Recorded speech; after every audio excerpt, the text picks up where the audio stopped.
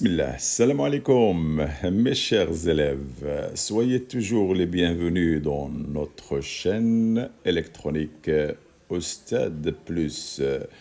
Vous êtes toujours avec le professeur de physique-chimie, Monsieur Azdin El-Minawi.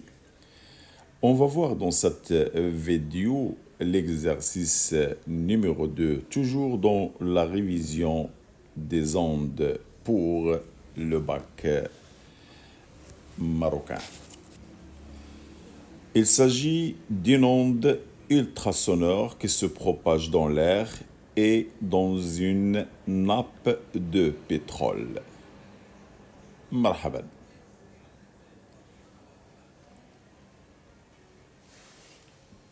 Voici ou bien voilà le sujet. Donc, comme vous voyez, les ondes.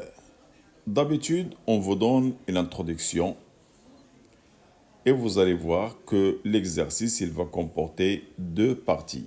La première, c'est la détermination de la célérité ou bien la vitesse des ondes ultrasonores dans l'air. Et comme deuxième partie, la voilà, on va déterminer l'épaisseur d'une nappe souterraine de pétrole. Alors, je vous laisse voir l'exercice, essayez de mettre pause et lire tranquillement. Après, vous pouvez passer voir la suite. Une fois terminée la première partie, je vous laisse voir la deuxième.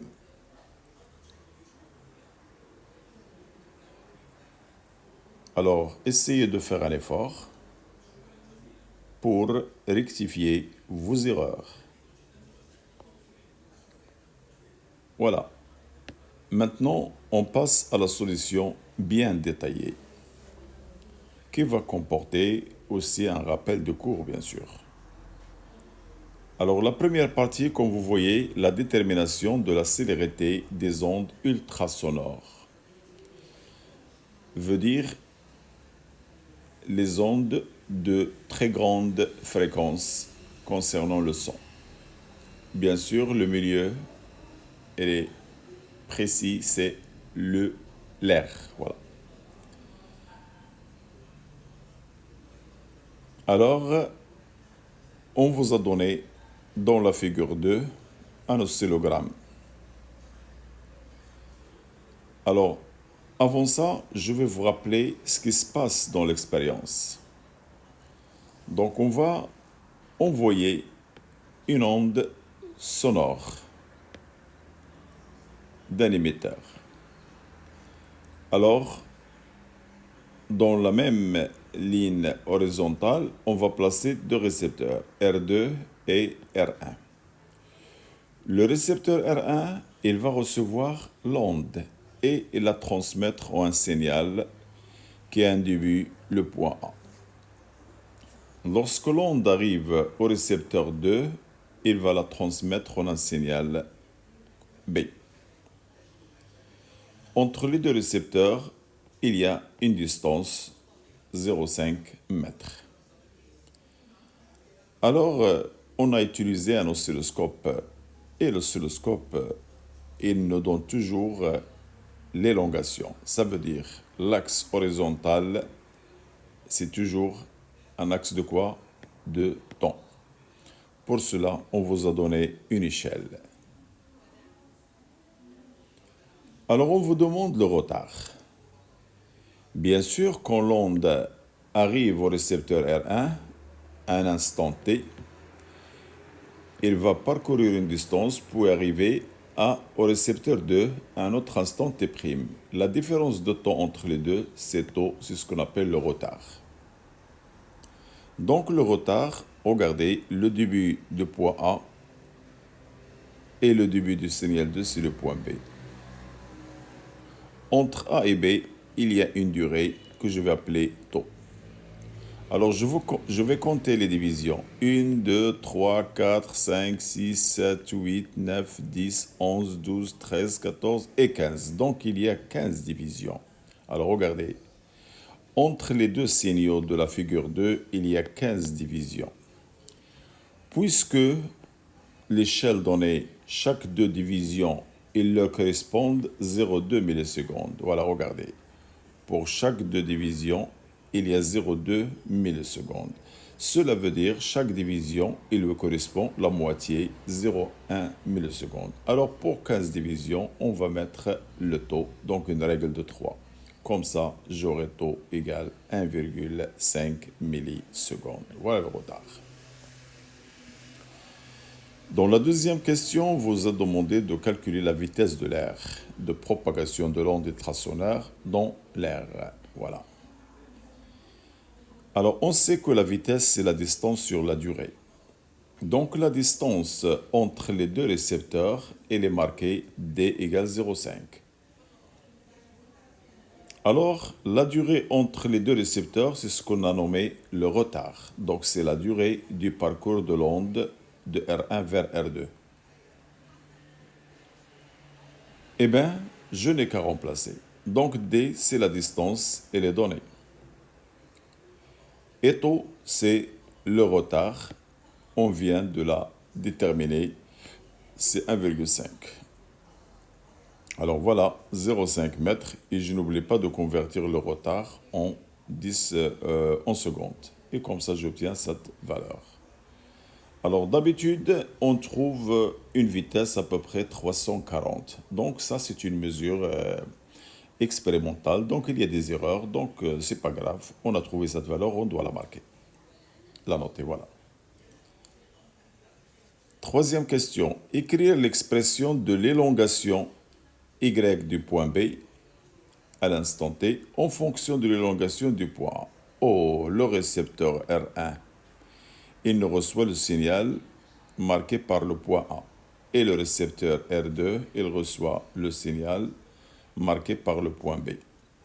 Eh bien, le point A, il reçoit le signal à l'instant T. Entre A et B, il y a un retard taux. Donc cela veut dire que AB, il va recevoir le signal à l'instant déjà T plus le retard taux. Ou bien je peux mettre, il reçoit le signal B à l'instant T, alors qu'au point A, il va recevoir le signal à l'instant avant, T moins taux.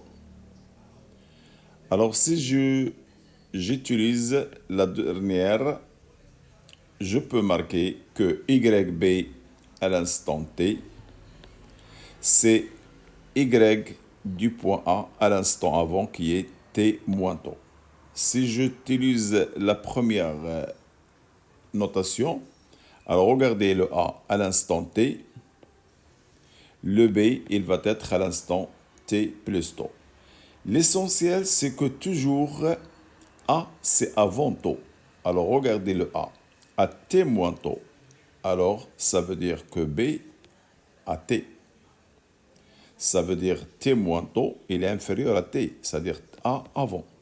De même ici, Y à l'instant T, alors YB à T plus taux, c'est-à-dire B après. Cela veut dire A et avant. Donc on peut écrire soit la première, soit la deuxième.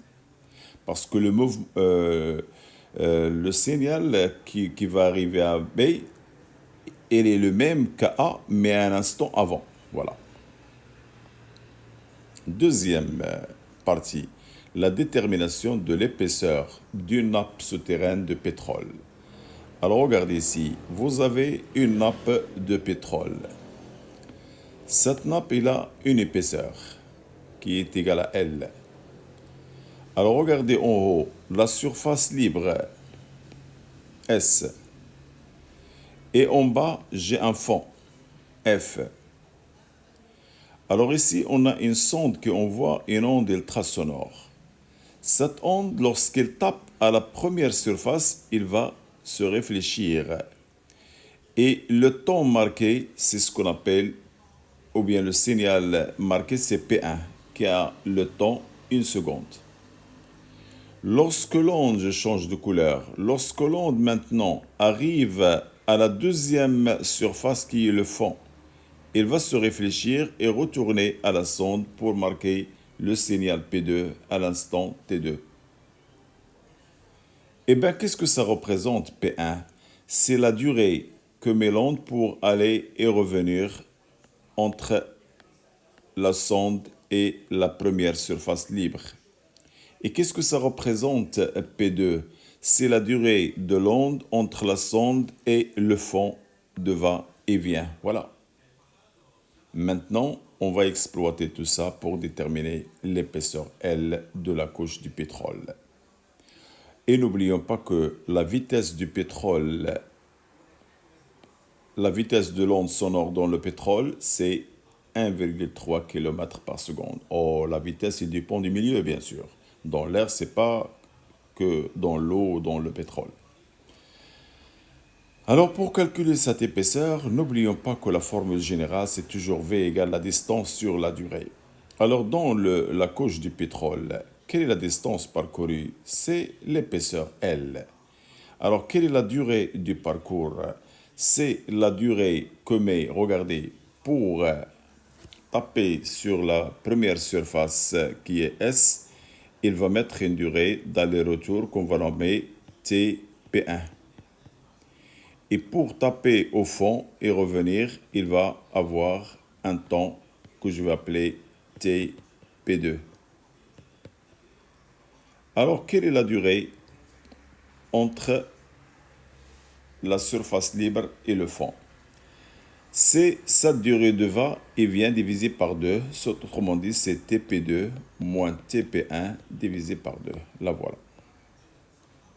Donc, la durée de parcours, c'est le temps pour aller et revenir du fond, moins le temps d'aller et retour sur la surface libre divisé par la moitié. Voilà. Donc, je n'ai qu'à remplacer D par quoi? Par L, la voilà. Et la durée entre les deux, c'est la moitié ou bien la moitié de la différence entre P2 et P1. Et comme ça, je peux déduire le L. Et comme vous voyez, je trouve cette valeur. N'oubliez pas de convertir la vitesse en mètres par seconde, parce qu'elle est donnée en kilomètres. Et voilà, je trouve 780 mètres. Mes chers élèves, on est arrivé à la fin de la solution. Alors pour nous encourager, n'oubliez pas de faire un j'aime et un commentaire. Et en plus, si vous voulez, partagez. وشي دعوة زوينة. إلى اللقاء.